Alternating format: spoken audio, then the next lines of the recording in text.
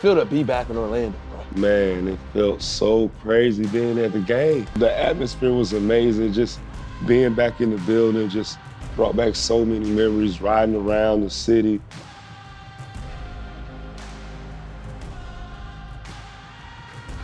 First, I want to thank my parents for being there and supporting me. Thank you guys for pushing me to be the best version of myself. Every single day, I felt like anything could be done, anything could be possible with this city. I wanted to put this city on the map. Every game, every event was about the Orlando Magic. Man, tell them folks every time they mention your name, they mention the champ and they mention the Hall of Fame before they say Dwight Howard. Straight up. Champion, Hall Straight of up. Famer Dwight Straight Howard. up. Every time they mention it. Let it never be said that what you did on that dance floor wasn't good enough. Hall of Fame, not Hall of Good, not Hall of Great, Hall of Fame. This place was going to Kansas City. We was up all night figuring out what we was going to do without a National Basketball Association team in Orlando. They kept it here and built the new building because of you. Hall of Fame.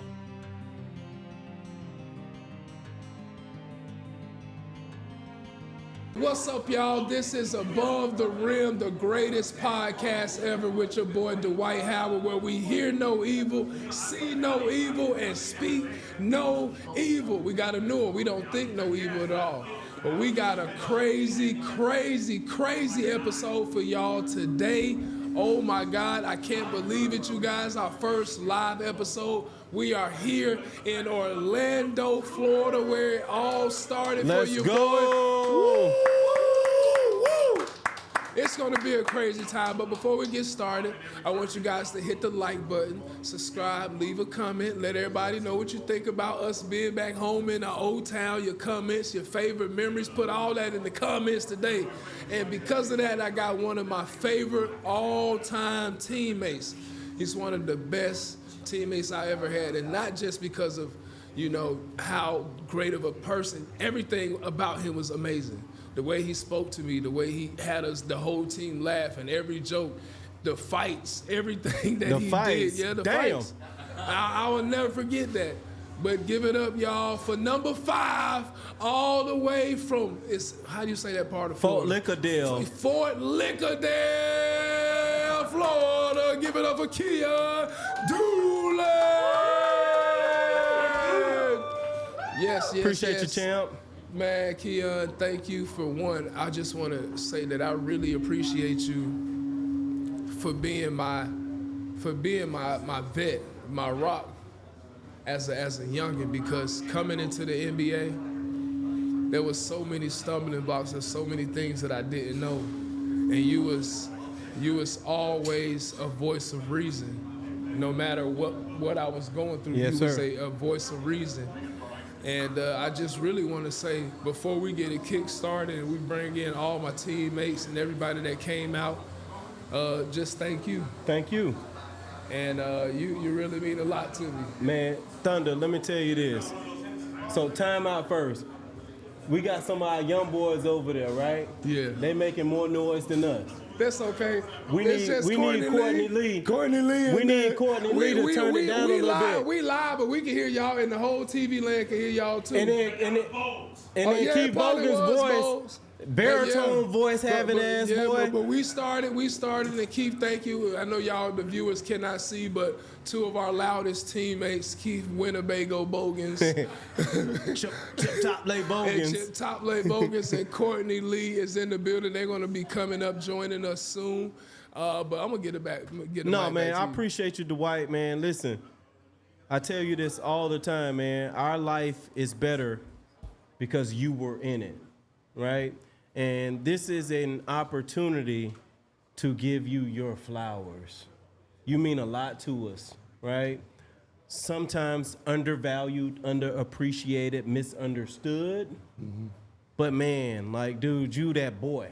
You one of those boys. Of the 5,000, 6,000 players in mankind history, I believe you are one of the top 50 of those. Thank you. And so my life is better, you know, because you're in it. Big shout to the BTN Beyond the Narrative, because they're one of our sponsors tonight. They're doing incredible work. I'm a part of that team. Above the Rim is fitting for you. Yes. Because one, I watched that movie back in the days. They used to always talk about it on the bus. Spreading my, all I thought about was spreading my fingers and flicking my wrists, right? But playing with you, you played above the rim. You know what I mean? And so I'm just so proud of you, Dwight. I know you've been through a lot of adversity. You had a lot of obstacles, a lot of pressure, and you handled it. You never lost your smile. Yeah. You still smile. You smile through hardships, which is something that I can't necessarily do, but you have found a way to bring joy and humor and vigor, right, to every room you go in, man. And so, like I said, man, my life is better because I had you in it. You brought our families together.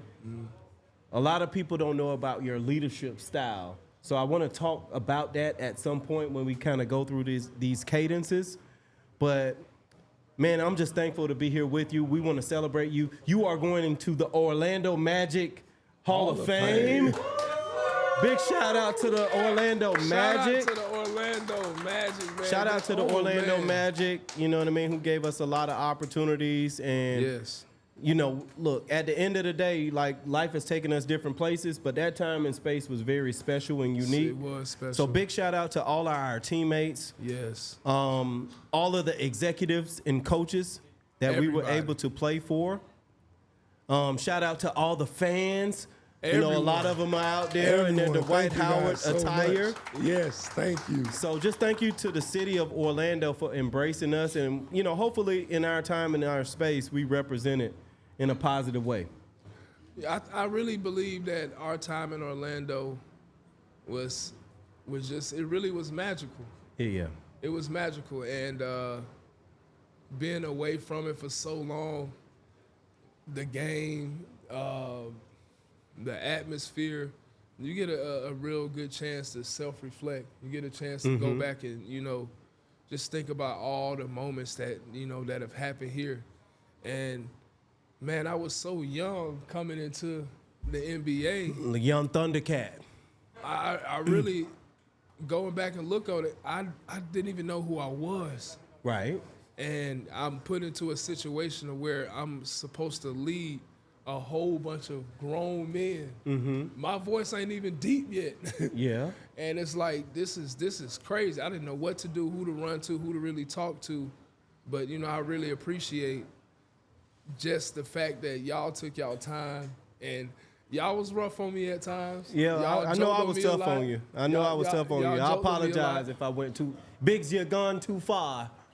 But I don't think you went too far. I just really think that y'all was tough on me because y'all knew how tough the world was, and I needed that. Yeah. And I didn't understand it at the time because I'm 18. I'm coming from 16 people in my graduating class.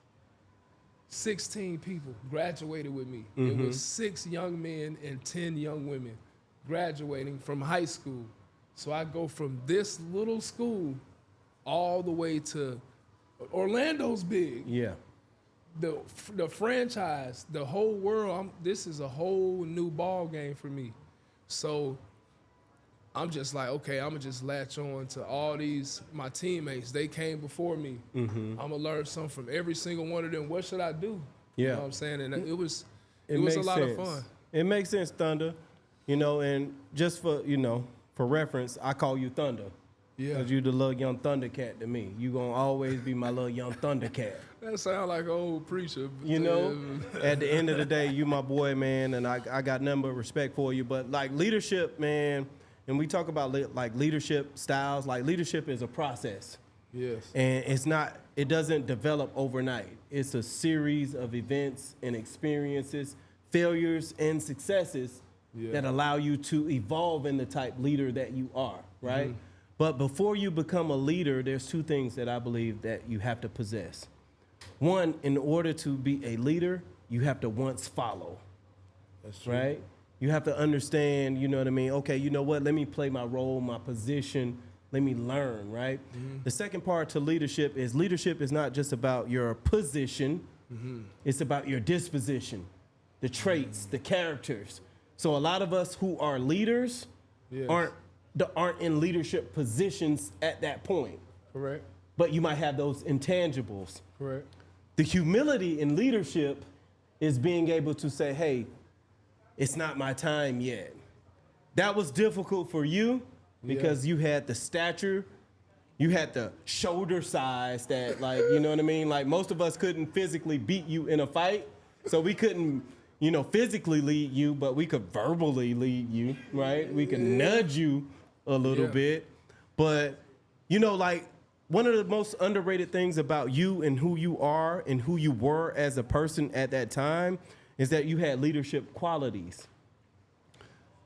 One of the biggest things that you used to do for us in leadership that most people don't know about, you used to organize a team dinner in every city that we went to. You and Jameer Nelson, another guy who had very big shoulders. You know what I mean? You know what I mean? I used to say all kind of shit, man. I apologize to all my teammates. Man, you did that to me and Jameer. We was the rookies, man. You was hurting our little hearts, man. But I had love for you. I had love for you. You did. But one of the things that you did, like, even before you had all the leadership qualities, you had some of those intangibles. And, like, getting us together, and if we're in New York and we're going to Philippe Childs, if we're in LA, we're going to Katana or Crestation or whatever. If we're in even a small city like Indiana, we going to Elmo's and we getting the shrimp cocktail. But why y'all made me pay as a rookie? I don't think you always had to pay. I think that was a combination of you, Jameer, and Sweet Lou. You know what I mean? Because when Sweet Lou got there, he came with the bag. He did. Sweet Lou came with the bag, right? The Brinks truck, yeah. Absolutely. But what it allowed us to do is it allowed us to have a safe space. Yeah. So no matter if you were the 15th man on the team or you were the best player on the team, you came and you broke bread together. Can you describe for the people watching that's here and also listening, the locker room, but also just the moments that we had away from basketball and how, for us, that was kind of like our therapy, it was kind of like the best time of our life was going to practice. Yeah. Practice? Practice. Yeah, man, practice was very competitive. Obviously, when you have guys like Keith Bogans on your team. Oh, my God. Who with will, nails. On purpose, like, let his nails grow like Rip Hamilton used to do so he could, like, bang you up and scratch you up. I see him over there now. He 200 pounds. But when we was playing, he was about 225. Yeah, 290, big guy. But, like, practice was a moment for us to go be competitive on the court.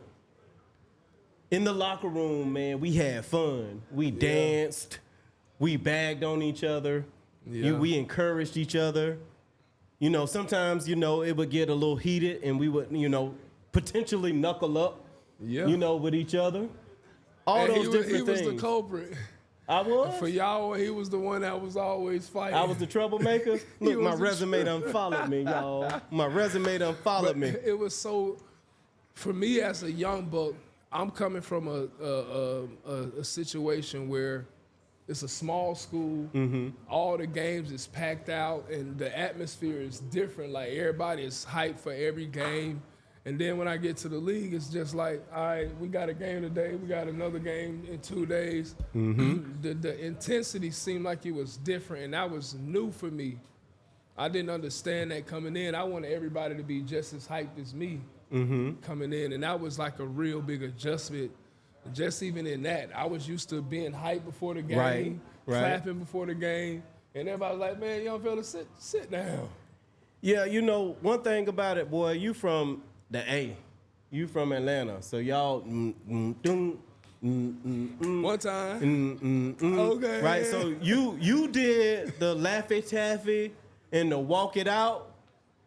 You extended that version because you was doing that 3-4 years after, that like song and stuff that played out. That was the only thing I knew how to do. But the thing about, like, in the NBA, right, because there's so many games and it's so relentless, it's hard to, like, replicate that youth that you had, right? You went straight out of high school. You didn't go to North Carolina, right? You didn't go and, go to college and all that stuff. Like, so every game that you played, like, you had this childlike excitement.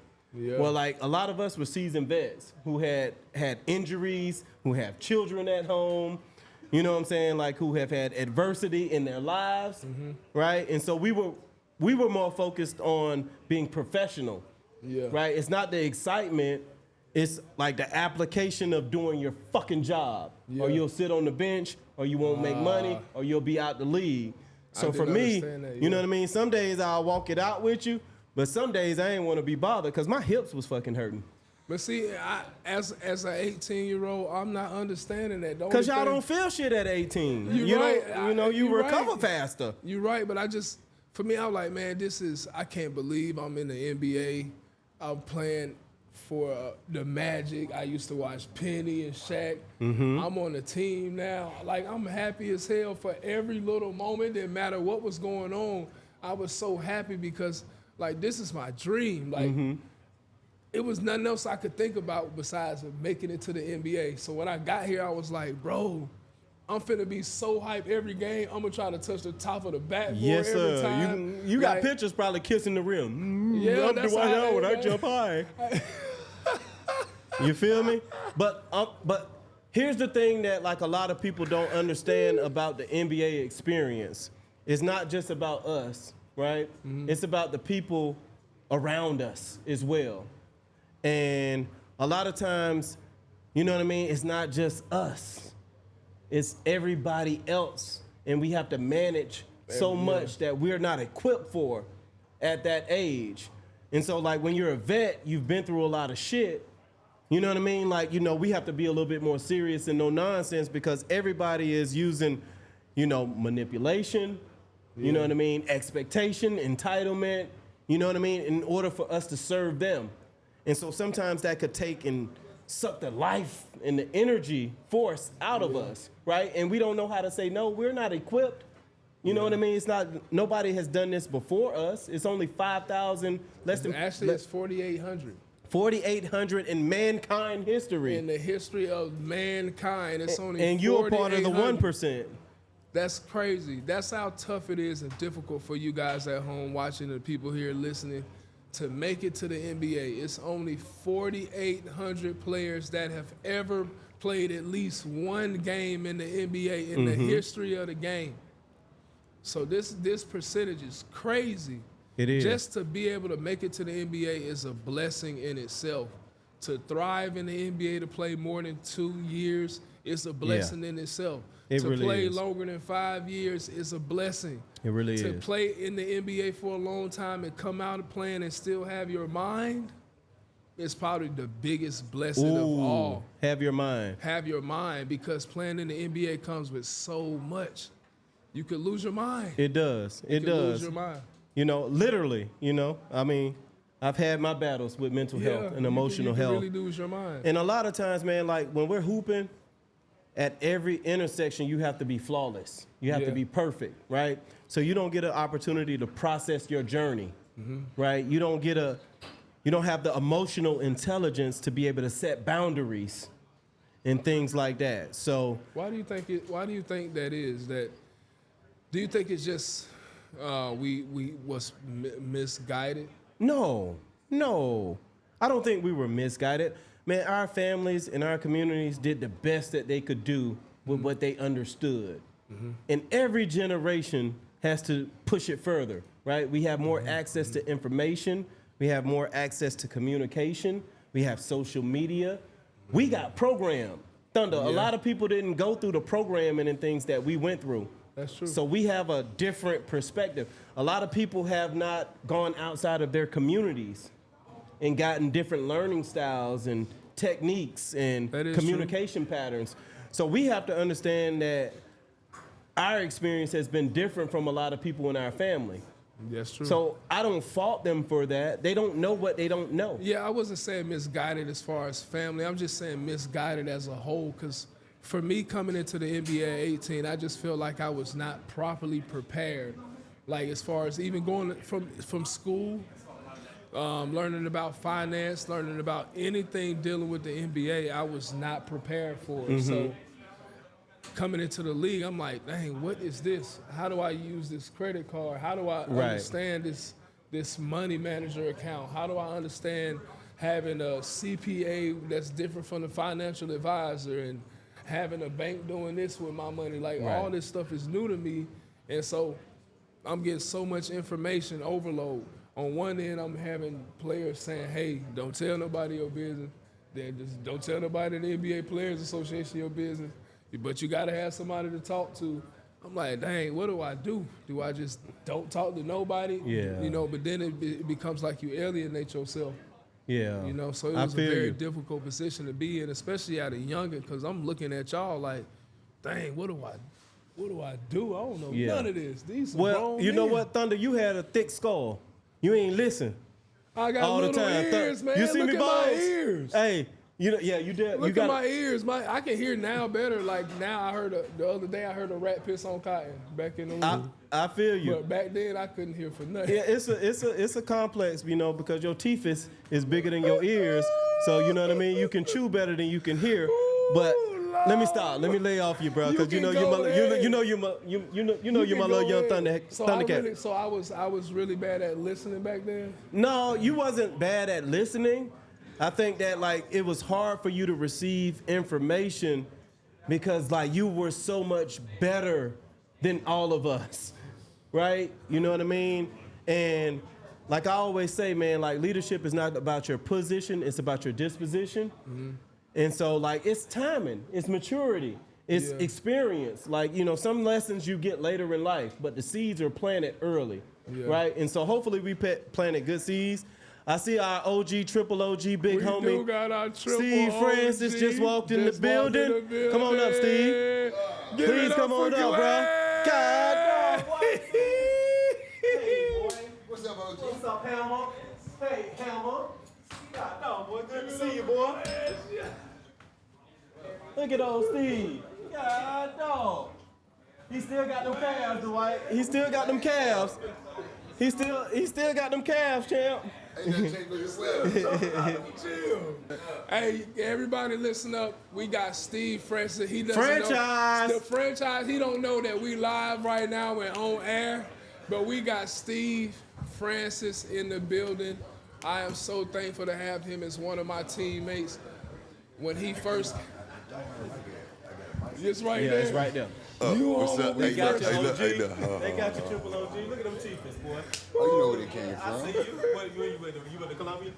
Nah, Columbia. Y'all realize we still on air? Oh, my bad. I just ain't seen my big homie all the time. Keep going with the show. That's my dog. This is where the youngin' can teach y'all old heads something. When we on live, we gotta stay live. Y'all talking about something cut, check, Pace do all that now. When we on live, go ahead and segue for him, Thunder. Go ahead and segue, champ. But it's all good, baby. We got Steve Francis here, man. The only reason why I didn't bring all my jewelry out because I knew you was gonna bring everything out. I just you bought know my he will. piece out. You know he will. I just bought my short Jesus piece out. Yes, sir. Yes, sir. Everything. Please, where's Kato? Man, hey, big Kato. Kelvin Kato. OG. Man, listen, shout out to Kelvin Cato. I know we just got Steve up here. How many cars Kelvin Cato got? Kelvin Cato had more cars than the Jaguar dealership. Big Cato. Every single car you can think about. One day, I thought I was flexing. I bought my Phantom out. I was like DJ. I was like, oh my God, I just have a new Phantom. It's 2023. Cato put up with 100 cars. He did. How many? 100 cars. Damn. For what? So look what DJ's saying. What DJ's saying right now. So I'm gonna tell you this. Cato had a beef with Dwight because he's from Atlanta. Okay, but Dwight used to say he was from Latonia. And that's why I used to mess with Cato. Don't. Southwest Latonia. Okay. My parents, my family lives in Southwest Latonia. So every time I came, I was like, well, Dwight, you know my family live in Southwest Latonia. He used to get mad. I used to get mad. You parent. And Cato was like, I was like, well, Cato, Dwight is really from Southwest Latonia. So Dwight, I mean, Kato was trying to rough Dwight up, and I was like, Kato, who you talking to, champ? Yeah, You talking that's to the future. Dwight? He about to go fed on you. Yeah, that's the future. That's the future. But Calvin Cato, for me, man, was a good guy. Let me let y'all know this, man. Dwight was one of the best. Of course, the DJ. I ain't gonna go fed, but I had an opportunity to play with 3 best centers in the world: Hakeem Olajuwon, Dwight Howard, and Yao Ming. I'll let that sit right there. Yeah, you can sit that right there. All my men had all their stats right. Yes, sir. Yes, But sir. at the time, they took the ball out of my hand. I can't pass it to my man, so I guess it's all Steve Francis. And tell Mac it was a great move for me to get traded. My man Keith Bogans right here in the back, he told me I was going to get traded to Kentucky Derby. Shout out to Keith Bogans. Shout out to Uptown, Bogues. nigga. Shout out to my young Hold on, blood he that said know. something at the Kentucky Shout out to Derby? my young nigga, you know. Bogues got the whole streets on lock. Y'all don't even know that. With no noise, with one finger wave. That's that You hear me? DC assault. DC You know what assault. I mean? I By ain't gotta say no. He ran out. So Bogue knows. So Joe Forte tried to play me. I was like, Bogue, who is Joe Forte? Joe Forte. George DC Stan. assault again. Curtis Malone. So I gotta man, this is perfect. Steve, thank you. Thank you. Thank you so much for coming. I can't believe I'm seeing you right now. I know, No, bro. but I know, bro. I ain't got no hair. I got a But beard. look, You know what I'm me, saying? We going one-on-one. We going fade. But Steve, bro, like you, Baron Davis, Allen Iverson. Fuck BD. Damn, dog. Steve, But- hold up. Hold up. Hold We up. got kids watching Damn. somewhere. Damn, Shayla. OG. And we don't hear no evil. Well, see no evil. give him a think safe no space. evil. My But he got a safe my space. kids are your nieces and nephews. But you're right. Damn. But the reason I brought that up Dang. is because like Nah, the way when I that say fuck BD, yeah. do you think BD can see me one-on-one? Why don't y'all just go play again? Since everybody want to hoop now and play ones Well, again. everybody We want live that the old war. days. That's the LA and DC thing. Oh, I if feel BD you. want to see me, BD, you know where I'm at. I see. So who winning one-on-one? He said he would body you. You was too I'm small. gonna go glass on him. Let me- Gotta go Glass. glass left-handed. Glass. But the way that a lot of players play and move today Yes, sir. Me They and got Barry it from talk- is you. y'all So me and movements. Barry talk about this all Yeah, the the way that y'all time. moved and Yeah. played above the rim. Oh, Y'all BD? changed the positions. That's my nemesis. So where did all the game come from? Like, cause really watching you play, man, it was so like, I'm a youngin'. So watching you travel sometimes doing full court layups, trying to dunk the ball, watching you wear wigs at the outside of practice.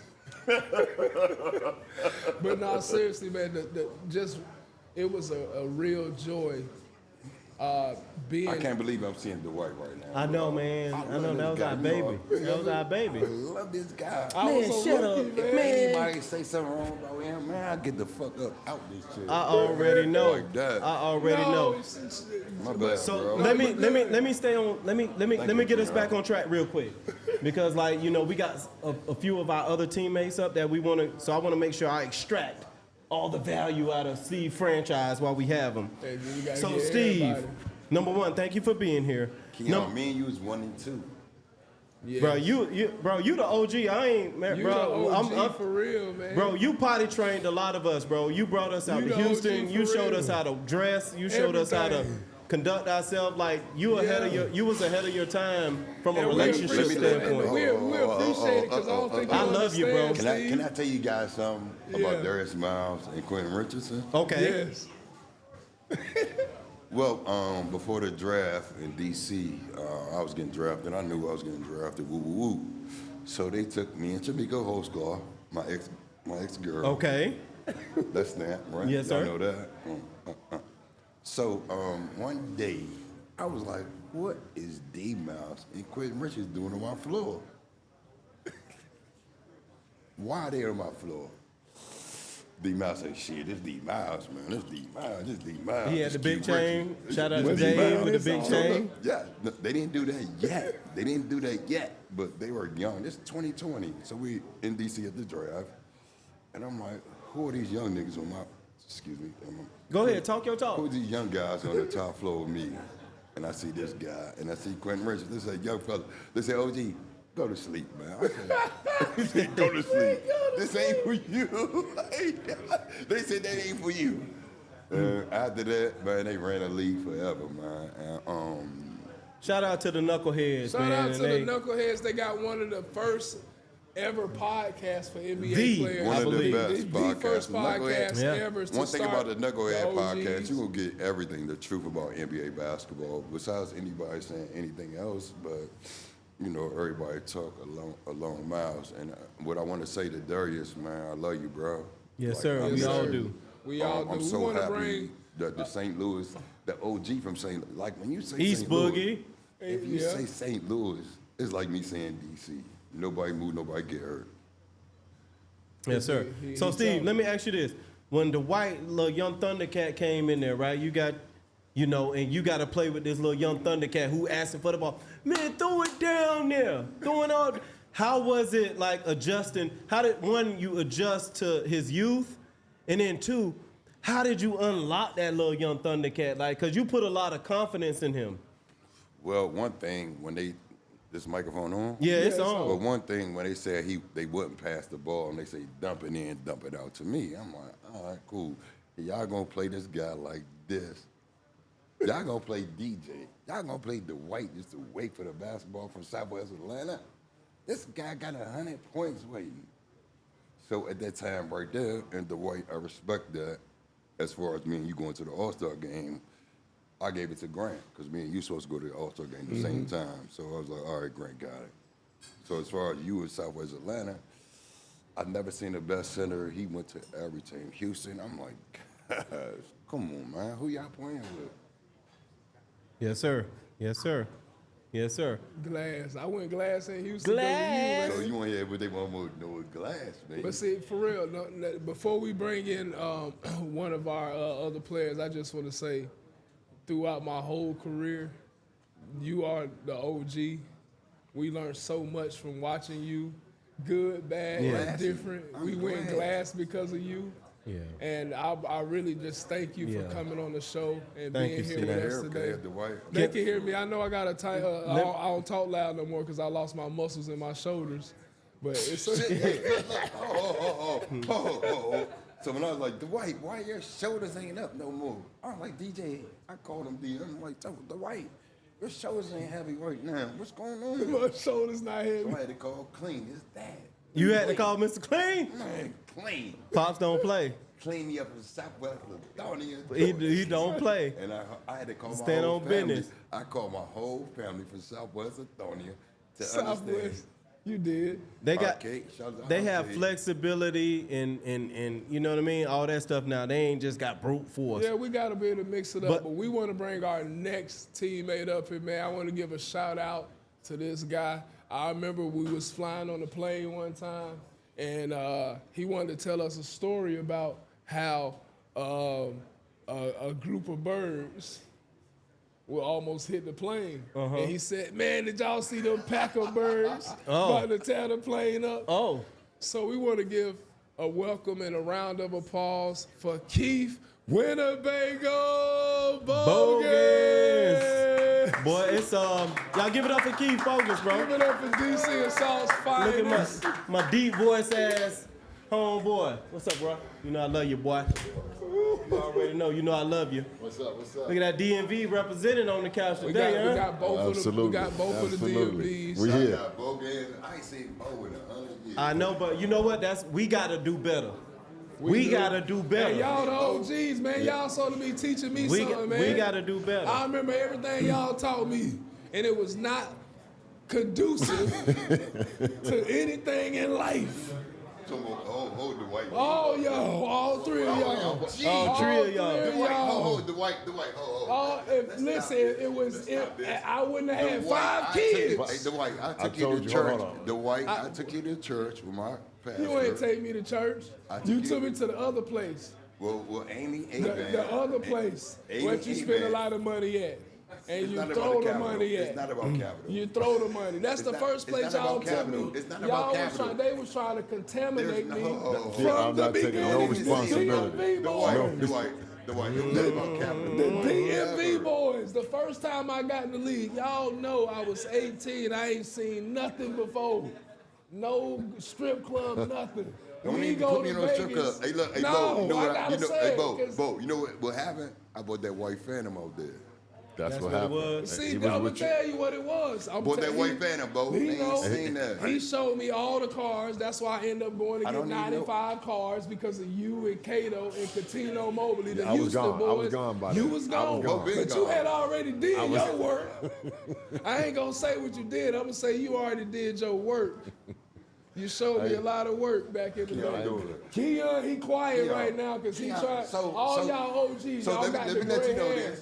Keyon made me be a family man. He made you be a family man. Like that. Okay. He lying. And Am I lying, Keyon? but Am I lying, Keyon? so in my You defense, was like, Keyon, you was like, man, Man. they coming at your ass.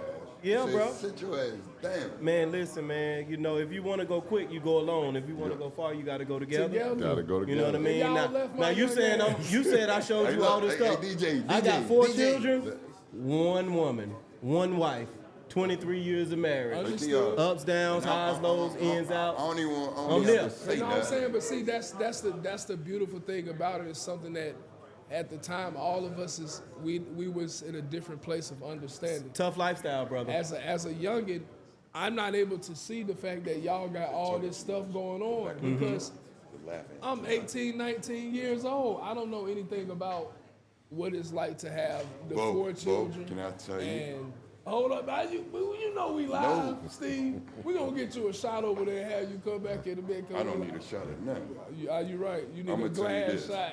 I'm gonna tell you this. When before I got traded to Houston, I was at the Kentucky Derby with Keith Bogans. Yeah. Am I Yeah. lying? So at that time, me and Teresa McGrady was having a conversation about Steve Francis and the Houston Rockets. So I'm at the Kentucky Derby. Keith Bogans, the man, he said, "Playboy, they're about to trade you right now." So Both you had had that the inside he had the information. inside. So he was Shams before Shams. All right, go ahead. Let him talk about what You he was said to me. saying- Hey, I just had a little info. So Dwight, let me I had a little info. ask Bose a few questions. Let him. Hey, So Dwight, that's how I found out. Bo said, "You gone, Playboy." So But it Bose, worked out. so you got an opportunity to play with Dwight on 2 different occasions, right? Right. Right. And you came back a different version of yourself. Right. Talk to me about what type of teammate Dwight was, and some of the things that stuck out to you most about Dwight. One thing about Keith Bogans, he's the most famous player in Maryland. Don't get it twisted. Not me. I never played basketball in Maryland, So but this guy I is can the say most this about famous Dwight. guy from DeMatha High School. I can say Absolutely. this. He was a kid when he came in. He was a big kid. Used to like to have a lot of fun. Everything was always funny. Everything was a joke. Couldn't keep a straight face. He had laugh with coach. Who was the coach that always gave a speech? He would Patrick Ewing. Never let Pat Ewing give a speech. What you used to call Never Pat? let Big What- Pat. What you used to call him? I'm not gonna say Okay, all right. Don't say it. Don't say it. Man, shout out OG to Patrick Pat Ewing, man. Ewing. OG Patrick Ewing. Ewing, man. He- I apologize, man. I was young as hell, man. I ain't know what I was doing, man. Hold on. man. But I So can also- DJ about to put it on me when he's young as hell. Yeah. So when he was young as hell, yes. When I met Clean and your sister, I was like, he's one of the people that need to be with me. So when they threw the money at me when I came from Houston, that was a tough trade for me to even leave Houston. Until Trace McGill said, "What's up? Whatever. Big dog status." But when they traded you, homeboy, I was fucked up. When you came to Houston, I thought you was going, my kids, you know, my daughter, my son, they call you every day, right? Yeah. They check on you to make sure Dwight is okay. So a part of my history about basketball is you, Akeem Olajuwon, and Yao Ming. So I played with 3 best centers in the world, champ. Yes, sir. Yes, 3 sir. best centers. So, of course, you know, when I got traded, I called you, Dwight. They about to take me to New York. Yeah. I was like, Dwight, you got it. was sad, man. The only reason why I was upset because the same coach, Brian Hill, that did this shit with me in Vancouver, was a coach. Again, am I making it up? No, you and B Yeah. Hill. Like You already one thing about B Hill Keyon, you is remember that, Keyon? Pikachu. Right? So sure. so Bo, Done. you know, Keyon said, you know, "Uh-oh, back I'ma in the get day, him out of here. Yeah, he did. All right, we back live. We got two of our great teammates here, man. Just joining us, we got Keith Winnebago Bogans, straight from Chip Topley in the building. Chip Topley. And we got Courtney Lee, my oldest, youngest rookie. No, we was the same age when I Well, was we a rookie. was the same age when he was a rookie, but it was my 8th year in the league. Damn. No, it was something like that. That's all right, though. A delay is not a denial. No, I was normal. Absolutely. I was a mutant. Absolutely. So listen. So first of all, man, thank y'all for coming out, man. Like, remember, it's all about celebrating Dwight. Dwight is getting inducted into the Orlando Magic Hall of Fame. Yep. So big shout out to Dwight Howard. Congrats, big fella. Dwight, our life is better because you were in it. Seriously, our life is better because you were in it. You brought us so much joy. Right? You had so much talent. You brought so much attention that a lot of our notoriety and our ability to play for, a long time is because we could throw it into you and go space, or we could cut, or we could play D, and all those different things, right? So thank you, man, for being, like somebody who's helped all of us become who we are, right? Flawed and all, right? And so we got two of our former teammates, man, two of my favorite teammates, you know what I mean? Yeah. One of them, you know what I'm saying, is got the deepest voice maybe in the history of the NBA. Outside of, what's the dude name, played Simba? Mufasa ass boy. Yeah. Mufasa in the voice That's his ass little boy. brother. And then Courtney Lee, man, somebody just who's a gem, right? The only time I've seen Courtney have like a bad stretch was when he got traded to the Nets. If you go back and look at that press conference, you would see. I went from sugar to shit, bro. You went from sugar to shit. I was there with you. Yeah, bro. So I remember that. I feel your pain on that. No doubt. But just real quick, man, like Court, let me go to Bogues first, because he, we big on seniority in the NBA. Do your thing, bro. And Y'all so old as he hell. had, he had some seniority on you. And so Bogues, like, just kind of give us a little rundown on like your time playing with Dwight, in that experience. Yeah, I was, So Dwight, when he got drafted, he actually lived in my neighborhood. So I probably spent more time with Dwight than anybody, because after practice, I look across the street. He outside being a 17-year-old, 18-year-old kid. Mm-hmm. But kind of like Steve said, I got the chance to play with Yao Ming, but I got the chance to play with Dwight. And I tell people he was probably the best defensive, athletic big man I've ever played with. Absolutely. He made me, like you say, he made me better. I was able to you just could pressure get a little up bit more. and You play can be defense and not physical. care what happened at the basket, because I knew he had my back. And I think that's what brought our whole team. He made our team better because he was like the anchor. He was the youngest kid, but he anchored the team down. So Absolutely. I think he was. He grew up fast. He had to grow up fast being around us. I mean, we Absolutely. was young. We was tough. young too. We was tough. We was tough on him. We didn't give him no breaks, but I think, it was good for him. It was It good. was Me, good you, for him. Jameer. Who else was it? We had a group of guys. OG, Bo Outlaw, Tony Tony Petit. Petit, Tony you know what I Petit. mean? Like, Hey, Bo Outlaw. Hidu and Rashawn, Yeah, Sweet we had a Lou, lot all those of guys. guys. Money! All right. If you just think about Bo Outlaw, what's one thing that popped in your mind as soon as you think of Bo? Well, Big Shoulder Lou ankle ass boy. Number one. Two, like, Biggest shoulders, little legs, little ankles, ever, bro. but here's what I think about Bo Outlaw, and I think he impacted all of our lives. Yes. Because like, man, he never had a bad day. Never. He always brought his motor. He always had fun. He was extremely professional. Every Bo day. Outlaw was a Swiss Army knife as far as like as a human being. He was. So I just thank God for Bo Outlaw. We're better because he was in our lives as well. I agree, man. So Bo's last question I'm gonna ask you in regards to your time with Dwight.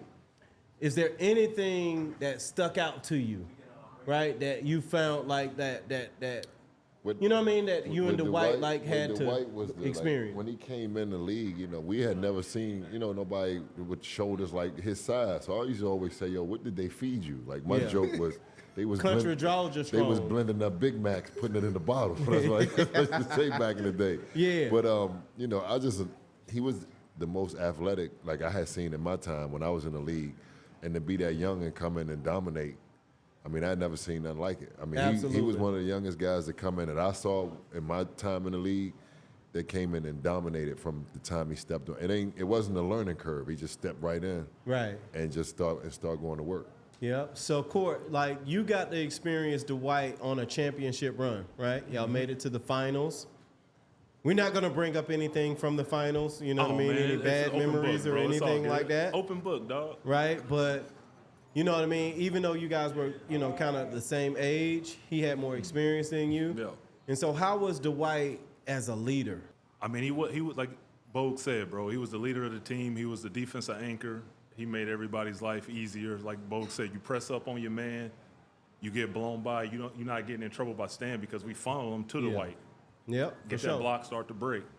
But as far as like Dwight being the leader, bro, it was kind of tricky for me. Like he said, we was the same age, but he's been in the league 8 years, and so me, I was eyes wide open. So whatever they said they had me do, I was doing it. But me and Dwight had a friendship because we would hang out outside of basketball, Ooh, that was trouble. and I was bugged out because we was the same age. They was but, the same you know what I age. mean? Trouble. Same This age. is Why was it Superman's trouble? team, so I had to listen. Why was it trouble? No, but Dwight now and Dwight I won't go there. middle career wasn't Dwight back then. Yeah. You know what I mean? Yeah. Yeah, Dwight was different back then, bro. He was motivating me not to be out past 10 o'clock. You know what I mean? Yeah, I was You know what really trying to get be into a get good into vet, man. get into the Bible and all Yo, that he stuff. really used to man. go home and just play basketball. No, no, Yeah, I- yeah. It was just that basketball. Was Dwight. It Dave was and only Buster's and basketball. stuff. You know what I mean? Yes, So- David Buster. That was me. Yeah. It's just Miami. Coach told us, he said, Miami will seduce you. Don't let Miami seduce you. And Miami, nah, but man, I really appreciate the fact that I was able to play in these different type of eras, I would say. Yeah. You were older than me and him were the same age, but I've been in the league for a long time, so it's like I could relate to him. Mm-hmm. And then Keith is just like, I watched him play in college. Then we played on the same summer league team together where he was dominating summer league. So I learned so much from watching him because of his tenacity and his energy. Like I did not know he was that good. I watched him in college, but then seeing him up close in summer league, it was totally different for me. You make a good point, Dwight, because like you went through stages in your career, right? So when you initially came in, you wasn't the one option, right? You developed yourself and you became like that go-to guy. And then you went through different phases in your career, and when at the apex, in a sense, where you won your championship, you had to play a role. Correct. And that was probably Yeah. different from the role that you played when we all was like, okay, let's find Dwight. Like, Dwight got it. But then you had to come in and be a role player with the Lakers and things like that. Talk to us a little bit about, like, being a role player, going from being a superstar, right, Yeah. to playing a role on the team. Was that a difficult transition? It was. I'm sure. It was because I never forget what Kurt Rambis said to me the first day I got to the Lakers. He said, "You're not Dwight Howard no more." And as a player, I'm like, "Damn! Like, what are you saying? I'm not Dwight Howard. Like, I thought you wanted me to be Dwight Howard." I didn't know how to take that. I didn't know how to take them saying, "You're not gonna get no shots. We just want you to do this. You might not play tonight." All these things that I was listening to, sometimes you, Yeah. Keith, Tony Battie. Yeah, we these all went guys, through that. Everybody was saying to me, I'm going through it. Yeah. I didn't know how to handle it. But I said, let me just try to smile it through, try to have as much fun, keep my work going. But it was like the politics of it can get so, at this level, I finally saw how it was on every level. Seemed like, you know, and it really gave me a understanding of what every single one of my teammates have probably went through.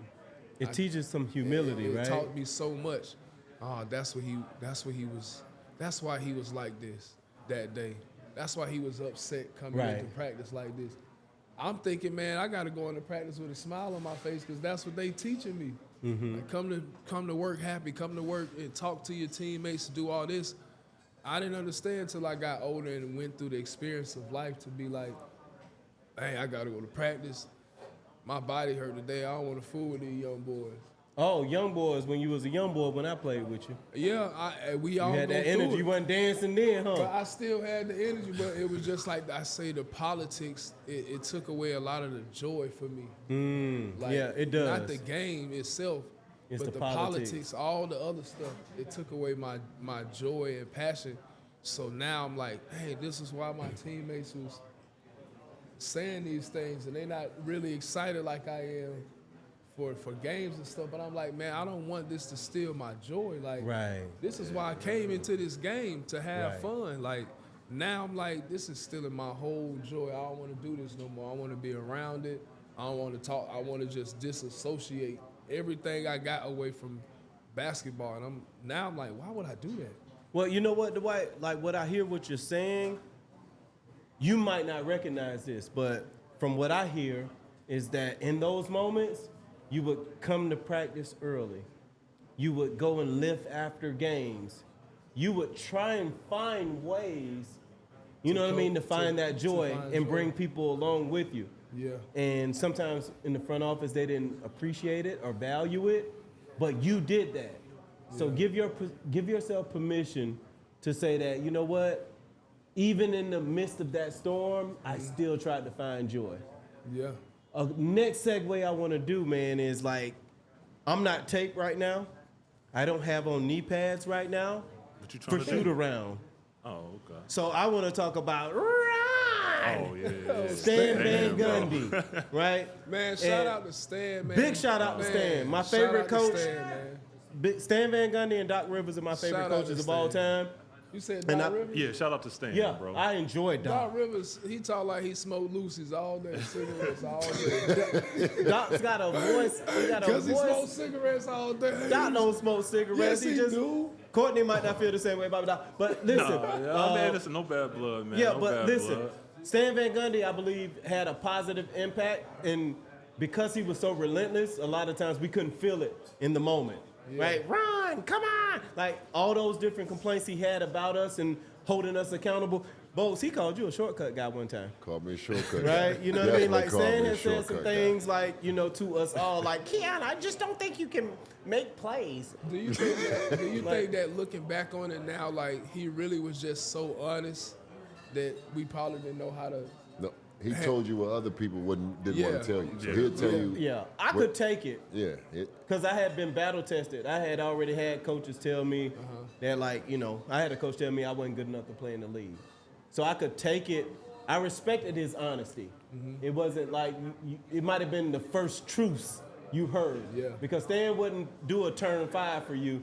Stan would say, no, run pick and roll, then run to the rim. If you get it in the paint, you get it. We're not giving you post-ups, run, rebound, right? You didn't want to hear that. He was on my ass, Yeah, he got everybody accountable. Turkaloo, Rashard Lewis, Jameer Nelson, all those guys, like Bose, anytime you got the ball in the corner, you could shoot the 3. Courtney, in those spaces that you could be productive, he would allow you to be productive. It's difficult for superstar players. Y'all have a different experience from everyone else. Yeah. So just talk a little bit about Stan Van Gundy and the impact that you have and the lessons that you learn retroactively. Stan is the best coach I've had in the NBA. Yeah, Stan is the man. I got to give him that We credit. love you, Stan. I got to give him that credit. And, you know, what he did for my game, what he did for me mentally, it really carried my whole life. And I didn't really understand it till I got away from the game. The effect that Stan had on me, because he had me so prepared for everything, the whole team. Right. Every play, every player, everything. And that's how it helped me tackle life. Everything I did in life was like that. Let me prepare for every part of my life, even the part that I might not use, but let me be prepared for it. So I appreciate Stan for that. And you know, when you're young, you can't really see it. Yeah. I'm just looking at, you know, this man yelling at me all the time, telling me to do all this stuff, and I'm young, dumb as hell.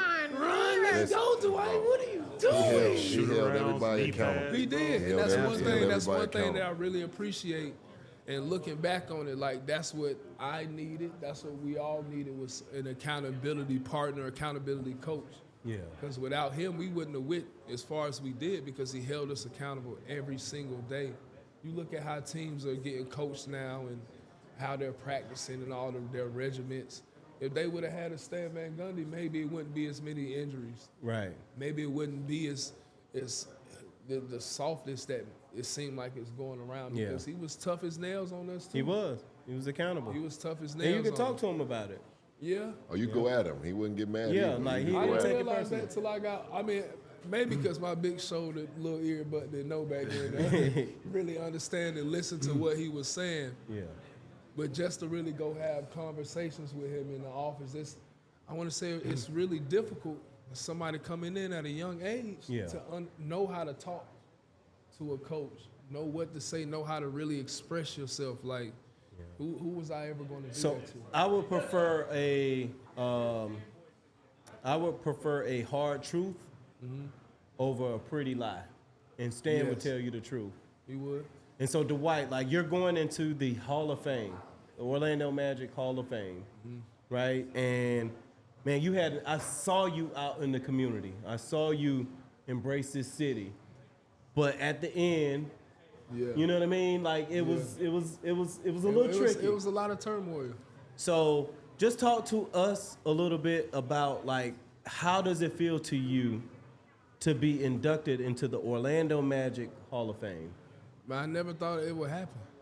I really thought that it got so bad that we would never see each other, talk to each other again. Yeah, And I was like, damn, that really hurt. yeah, Cause I'm like, we had some of the best 8-9 years ever. All the stuff that happened with Orlando itself, going to the finals, the playoffs, going to the plane, and all the fans at the plane. yeah. That was magical. It was. Seeing the new arena getting built, that whole process, playing in the finals against Kobe and them, just the whole atmosphere, like it's one of a kind to see how we transformed the whole city of Orlando. We did. Like that was just tough to see. Like everybody was a believer of our team. The whole world started to believe. Like this little team from Orlando, they packing a punch. Right. And everybody wanted to be a part of it. So like that was my fire. That was like, man, then when all the BS happened. It happened. But you live, you learn.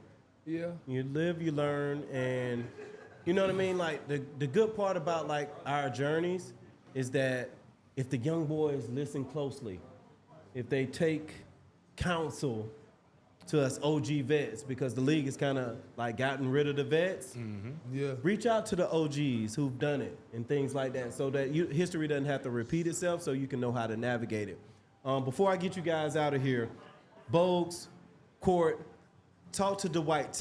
Tell your brother how it was to play with him, and talk to him about like how you guys feel about the Hall of Fame for him. So for me to play with him, like, I'll give you a lot of credit. I got credit for being a defender, but it was really you. I mean, it was really you. Bogues, you was a good defender. Nah, We he had was a good we had a defender, trust factor. So I didn't realize this till I left Orlando and was pressing up and didn't have him behind me. Yeah. That's when I realized, I ain't had nobody to help me like you was. But those, what was I here? 1 year? We played 2 years? Was it two? We played did the summer league, and then you came back another. those 2 years that I was here, like to watch you and to say that I had the opportunity. My son was still amazed that I remember he was young, was like, you on Dwight Howard's team. And just to see my son that happy and just to experience that. And I would sit back sometimes and like, damn, I'm really playing with this big young motherfucker. Like, he really on my team. So, I mean, just the experience of that growing up, to actually say I was on your team and I got footage saying I played with you, man, that's special to me. I appreciate it. Yeah, I appreciate you, Appreciate man. it, bro. Bogues, your son grown now, right? Huh? Your son grown now. My son 21 now. Damn. 21. Is his voice as deep as yours? Nah. You know, ain't nobody in the world, boy, is deeper than Keith except guys. He's the only one. Big tongue ass boy. Go ahead. I ain't going back to my old I'm self. gonna piggyback off Bogues, bro. It's like coming from college, bro. I was a scorer, but the only way that I could get on the court it was to play defense, and I got lucky that Petrus broke his wrist, so they threw me in the rotation to make sure the rotation didn't mess up, whatever. But from that first year, bro, playing with Dwight, bro, I got that reputation of being a defender. Yeah. And so I rode that wave my whole career as a 3-and-D guy. But really, like Bogue said, bro, it made our job easy. We know the calls, weak them, send them right, send them left, so you get up in them, And when he funneled down to the hole, he's going down to Dwight. And watch that shit get smacked out of bounds. Defensive player of the year, bro. Trying to score over an eclipse. That's what I'm saying. So he made our jobs a lot easier, bro. And so, I mean, I got to thank Big Fella for my whole career because I rode that wave and that reputation of being a 3 and D. Yeah. And luckily, I was smart enough to not get outside of myself. You know what I mean? So I'm like, listen, and this is what the game is changing to. So let me ride that wave. And how many years did you play? I played 13. 13. So like, if you a young fella out there listening, like embrace your role. Yeah. One of the best things you could do is learn how to play off a superstar, right? Yeah, because like it'll make your life better. It'll increase your reputation. It'll give you more humility. And so Dwight, thank you, man, so much for all that you did for us. Come through real quick. We got to give a shout out to D Miles. D Miles. Big shout out to D Miles. One of the first ever players from high school. One of them, not D. Top. I think at the time D Miles was drafted, maybe the highest. He was the highest drafted. You can say if you want to. The first one behind him was you can slide out. Spencer Haywood. We got Darius Miles in the building. Man, one of my former teammates, one of my favorite people on the planet. I love him. I respect him. I appreciate him. Before I go any further, you know, I want to give a big shout out to Above the Rim podcast and the BTN, Beyond the Narrative, yes, sir, for collaborating on this event. Big shout out to you guys. Go ahead and like and subscribe to those particular channels. We got Darius Miles up here from the Knuckleheads podcast. Make sure you go ahead and like and subscribe to the number 3 podcast from what I just read the other day. You know what I mean? In the game, you know. So D Miles, thank you for joining. The first, the pioneers, the trailblazers. The trailblazers of the whole NBA podcast game. One of my teammates and one of my high school. That's right, Q Rich. Big shout out to Q Dog. Q Dog. Q, you meant a lot to me as a teammate. You know, you was one of my vets. You was always in my ear, and you know, a lot of things you said to me, I couldn't hear you. I was so young, dumb, and just ignorant in a lot of ways. But you said a lot of great things that I still hear in my head today. All you guys did. And so thank you, man, for real. Big shout out to Q Rich, man. We love you, Q. Always. Also, you're doing a great job. You just signed with ESPN. So that is amazing. Keep doing it, man. You, again, one of the pioneers. Give a shout out to Q Rich. So there's a thing called the 1% within the 1%. And that's you two. Straight out of high school, right? Straight out of East Boogie. You know what I mean? Me and D got drafted together. We both played for the Clippers together, and we go way back, man. We've been friends for a long time. I love him. He's my brother. I don't consider him a friend. I consider him a brother. How difficult is it to go straight from high school to the league, dog? It's, on my part, I think it's super difficult because not only do you have the college guys saying that this high school kid is not as good as us, you got these NBA guys and be like, he's not as good to be coming straight out of high school and be coming on the level. So it's just a certain level that you got to prove, not only to yourself, but you're trying to prove it to the whole entire league. And everybody trying to prove that you're not good enough. Well, one thing I heard Jermaine O'Neal tell me this, and I think like this to this day, the league is like the Army. But when it comes to straight out of high school guys, they like the Navy SEALs and the Army. That's big boy talk right there. I can't understand that. From that, I want to say since KG came out, from then it was like this certain group of guys who came out, Hall of Famers, All-Stars, leading scorers, all that stuff. So it made me look at high school guys in a totally different light, like a brotherhood within the brotherhood. Right. You know what I'm saying? Elite, so that's why I'm so super proud for Dwight, man. Being a high school guy, knowing what he done went through, knowing the journey he had to go through to get to where he at, man. To see a high school guy to get Hall of Fame in anything when it comes to this league. First ballot. Get an all-star in anything. Thunder. You know what I'm Straight saying? up now. We got to be. Straight up. Like anything that, you got to be. Any achievement for a high school guy to get, I feel like it's a super big deal because that's what we got to deal with coming in. Like, you know, I was with you and Q and all them, but I still felt like I had to prove to y'all then prove to the league, then prove to everybody that I'm supposed to be. You proved they wasn't to me. You ain't to have to us. prove to me. So there's a new wave, right? We are retired now. We is not hooping. You is not verticality at the rim. You is not running full speed right to left Yes, I anymore. hold on now. You can. I didn't say you can. You know what I mean? We're going to do that in Taiwan. I'm a coach. But you guys have these personalities, right? Yeah. Knuckleheads has done really well in the podcasting space. Dwight Above the Rim, you know what I mean, is in the podcasting space. Yes. Myself, Beyond the Narrative, we're trying to create our little rhythm and things like that. And podcasting has given us a voice, right? And so, like, for the next generation and the fans and things like that, like, talk to me about like what podcasting does for you.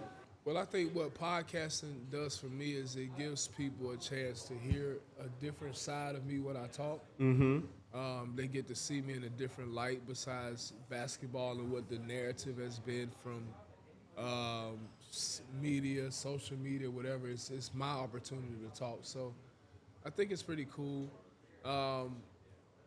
We never had opportunities before that to really say how we feel. We were constricted To the media. To the media because think about it, when we was playing, it was always y'all can't say nothing, keep it in. You know what I'm saying? If you say something, you can get fined, all this stuff. And then now it's like, shoot, we just want to tell what's going on because we done had all this stuff happen to us. We done went through all these different things. People have said whatever it is about us, have judged us, whatever. Now we got a chance to really talk it out and tell everybody how we really feel.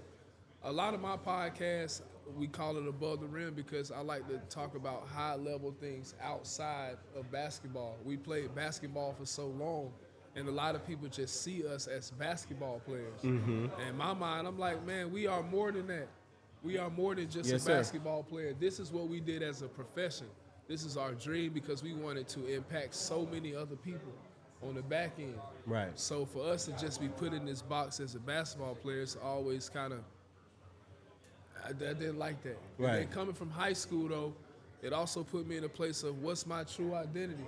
I've been playing in the NBA for so long. Like, who am I outside of this? Everybody only know me for this. You know what I'm saying? Who am I? And, I think a lot of players, struggle with all these things. Those too. identities, finding that next iteration, that next version of yourself. Yeah. So I feel like if I was to talk to the younger generation, if I was to talk to the parents of these kids in the younger generation, I would tell them, hey, don't get caught up with just trying to chase this money. So many other things in life that we need to show and prepare our kids for. I think the preparation of life is more important than say, let's try to go get this bag. Right. Because I feel like for me, coming in with ignorant to money, to just the fame, all these different things, being ignorant to it, it kind of made people look at me kind of differently because they expect that I'm in the NBA, that I have all this money, that it comes with maturity. Right. You know what I'm saying? So they're looking at me like, man, you supposed to do this because you got this, but you supposed to make this decision like this. Right. And so, after you done playing, you sit back with all your decisions and you like, dang. Yeah, man. It's a process, man. It's a process. So, man, like two of my favorite scriptures, Thunder, and you can resonate with this, man, is that the race isn't given to the swift nor the battle to the strong, but he who endures to the end. Like, in the game of life, man, you got to have endurance, stick-to-itiveness, right? You got to stay with that thing if you want to make it manifest. And the steps of a good man are ordered by the Lord. So even in our failures, even in our flaws, even in our mistakes, there's lessons to be learned. Like what podcast did for me, at first it was more like a therapy. You know what I'm saying?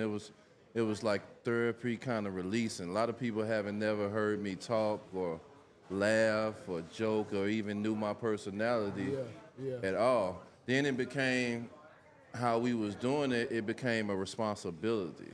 It was like a responsibility to my brothers to get these stories out. Like, it's a lot of guys, everybody don't get the the endorsement deal to be on TV with the Gatorade and all that.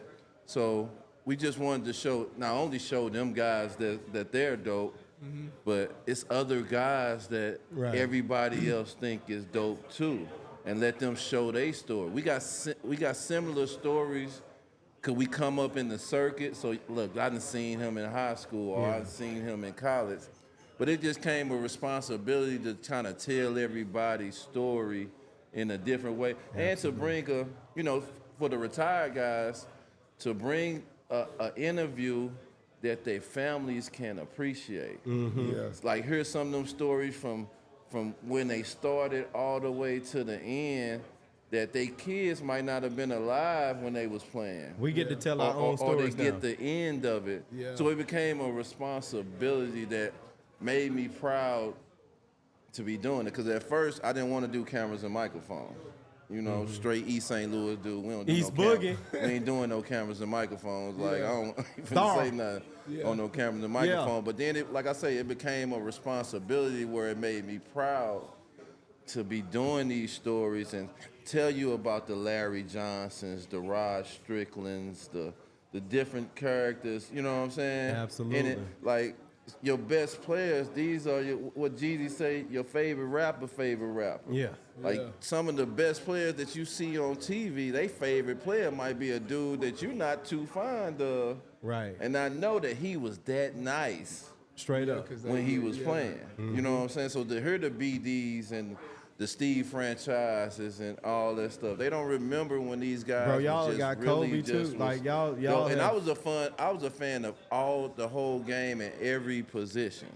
Yeah. You know what I'm saying? So what it do for me, it gave me therapy, and it made it like a responsibility to try to put these stories out here to be like, yeah, I know your favorite player, the ones they push the top 10 with the top 10 jersey, but it's about 25 other ones. Absolutely. That's just as nice. Absolutely. That get busy just as much.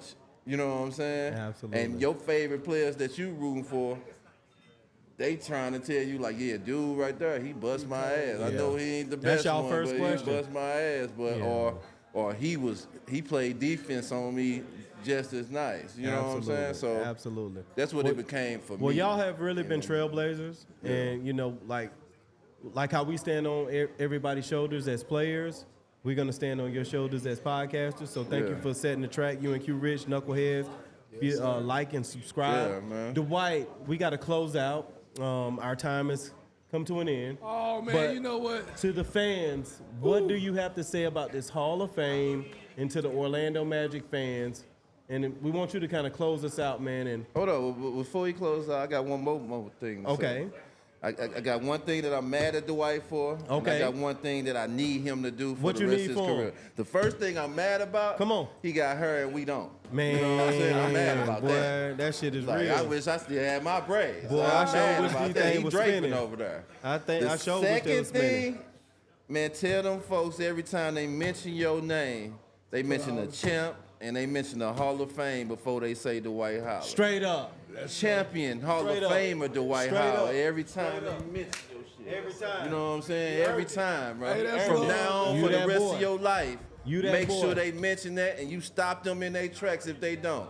Straight I up. need That's you to do love. that for me. We Yes, love sir. you, champ. Straight up. We Hey, love you, that's Dwight. real love, man. I just want to say shout out to every single one of my teammates who came up here today to support me in making it to the Hall of Fame. It means so much to me. I'm so appreciative for you guys. We had a long ride together, and to be able to still be alive and to see some of you guys, it means so much. I want to shout out to Keyon for helping me put this thing together. He's been there since my rookie days when I used to host Bible studies in my crib. That's right. All the way till now. So shout out to Keyon. Darius, thank you, man. I used to Always. watch Darius in high school, you guys, and now I end up from his influence, I end up being an NBA player just like him. So you guys don't know how important just seeing people and the words that they have can impact you for the rest of your life. These two men have a big impact on my life, and just not just through words, but their actions. D Miles. I watched him growing in high school, and I'm like, I want to be him. I want to be on the big stage. I want to be dunking like him and smiling, running down the court. He from high school. I want to do that. Yes, when I sir. got here with Keyon, he was on me every day, but that's because he loved me and he wanted me to get somewhere in life. So if you got an ear to listen, if you alive, you can hear somebody who love you and they want the best for you, take your time, stop, breathe, and listen, because it could cost you or it could change your life. You just got finished watching the greatest podcast ever, Above the Rim with Dwight Howard, where we hear no evil, see no evil, and speak no evil.